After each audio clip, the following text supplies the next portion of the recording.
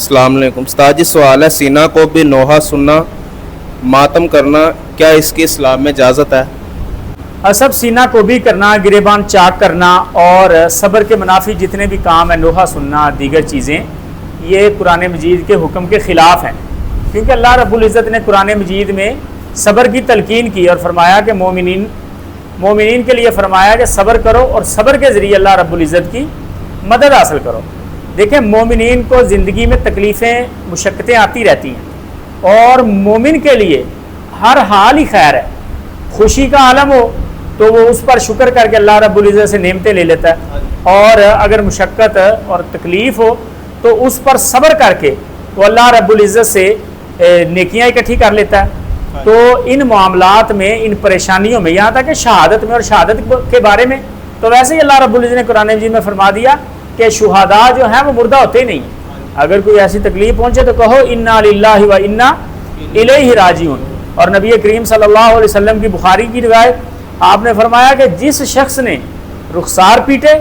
گریبان چاک کیا اور جاہلیت کے واویلے کیے، یعنی نوحہ گایا یا نوحہ سنا، بخاری شریف کی روایت ہے، مسلم میں بھی آتی ہے، نبی کریم صلی اللہ علیہ وسلم نے فرمایا وہ ہم میں سے نہیں ہے۔ سمجھ میں آئی بات؟ تو جو بندہ بھی ایسے معاملات کرتا ہے، اور عشرہ محرم میں ہم دیکھتے ہیں کہ سیدنا علی رضی اللہ تعالیٰ عنہ کا نام استعمال کر کے، حسن و حسین رضی اللہ تعالیٰ عنہم کا نام استعمال کر کے یہ جو سینہ کوبی اور دین کی خلاف ورزی کی جاتی ہے، اس کا دین اسلام سے کوئی تعلق نہیں، بلکہ یاد رکھیں پہلی بار یہ 352 ہجری کو 10 محرم کو یہ بغداد کا ایک بادشاہ تھا، معز الدولہ شیعہ تھا، اس کے کہنے پہ یہ کام شروع ہوا تھا۔ اس نے مارکیٹیں بند کروائیں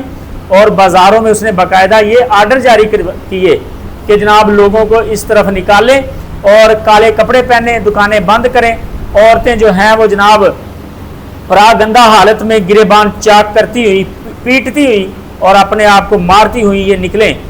اور یہ بھی یاد رکھیں کہ اس کا فقہ جعفریہ کے ساتھ کوئی تعلق نہیں ہے، یہ 300 ہجری میں شائع ہونے والی ایک بدعت ہے، اس کا فقہ جعفریہ کے ساتھ کوئی تعلق نہیں۔ امام جعفر صادق رحمہ اللہ سے مروی ہے، انہوں نے فرمایا کہ مومنین صبر کرو، آزمائش کے دنوں میں صبر کرو، اور مومنین پر جب آزمائش آتی ہے تو وہ صبر کرتے ہیں، اور کافر پر جب آزمائش آتی ہے تو وہ بے صبری کرتا ہے۔ فروع کافی کی روایت ہے، کتاب الجنائز میں پہلی جلد میں صفحہ نمبر 131 میں امام جعفر صادق رحمہ اللہ نے یہ فرمایا، اور یہی فتویٰ تھا امام جعفر صادق کا۔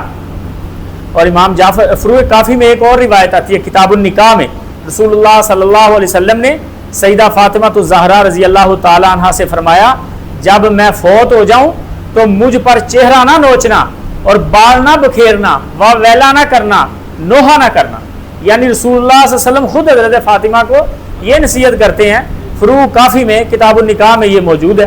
اور امام جعفر صادق رحمہ اللہ کا ایک اور فروع کافی میں قول آتا ہے، انہوں نے فرمایا میت پر چیخو پکار کرنا اور اپنے کپڑے پھاڑنا یہ جائز نہیں ہے۔ اور ایسے ہی امام باقر رحمہ اللہ کا قول من لا یحضرہ الفقیہ، اس میں موجود ہے، یہ شیعہ کی معروف کتاب ہے۔ امام باقر رحمہ اللہ فرماتے ہیں جس نے قبر کی تجدید کی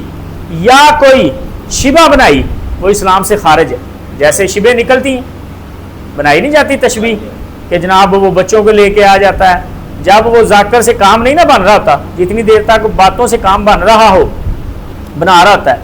لوگ رو رہے ہوتے ہیں، پریشان ہو رہے ہوتے ہیں، اور جب وہ تھک جاتا ہے اور اسے لگتا ہے کہ اب بات نہیں بن رہی، وہ ایسے چٹکی سے اشارہ کرتا ہے، تو سب ادھر سے وہ چار پائیاں اور ایسے چھوٹی موٹی چیزیں لے کے بنا کے شیبہ بنا کے، جو کہ ہم سمجھتے ہیں گستاخی ہے، آل رسول کی گستاخی ہے، ان کا مقام کہاں بلند ہے، یہ سب ان کی شیبے بنا کے اور وہ اس میں کارٹون ٹائپ اور وہ چیزیں رکھ کے لے کے آتے ہیں۔ تو سب یہ امام باقر رحمہ اللہ کہتے ہیں کہ جس نے شبہ بنائی وہ اسلام سے خارج ہے۔ سمجھ میں آئی بات؟ اور ایسے ہی فروع کافی میں ایک اور روایت ہے کتاب النکاح میں کہ رسول اللہ صلی اللہ علیہ وسلم نے فرمایا رخسار پر پیٹنا، چہرے کو نوچنا، بال بکھیرنا، گریبان چاک کرنا، کپڑے سیاہ پہننا، واویلا کرنا، یہ سارا کچھ غلط ہے۔ نبی کریم صلی اللہ علیہ وسلم نے فرمایا ایسا کچھ نہ کیا جائے۔ یہ فروع کافی کتاب النکاح میں صفحہ نمبر 228 پر روایت موجود ہے۔ بات کرنے کا مقصد یہ ہے صاحب کہ نہ یہ قرآن سے ثابت ہے، نہ حدیث سے ثابت ہے، نہ سنیوں کی کتابوں سے ثابت ہے، نہ شیعہ کی کتابوں سے ثابت ہے۔ شیعہ بھی اس کو غلط کہتے ہیں، لیکن پتہ نہیں یہ کیوں امت مسلمہ میں اس قدر رائج ہو چکی ہیں چیزیں، شاید اس کے بغیر آج کل دکانیں نہیں چلتی، واللہ اعلم۔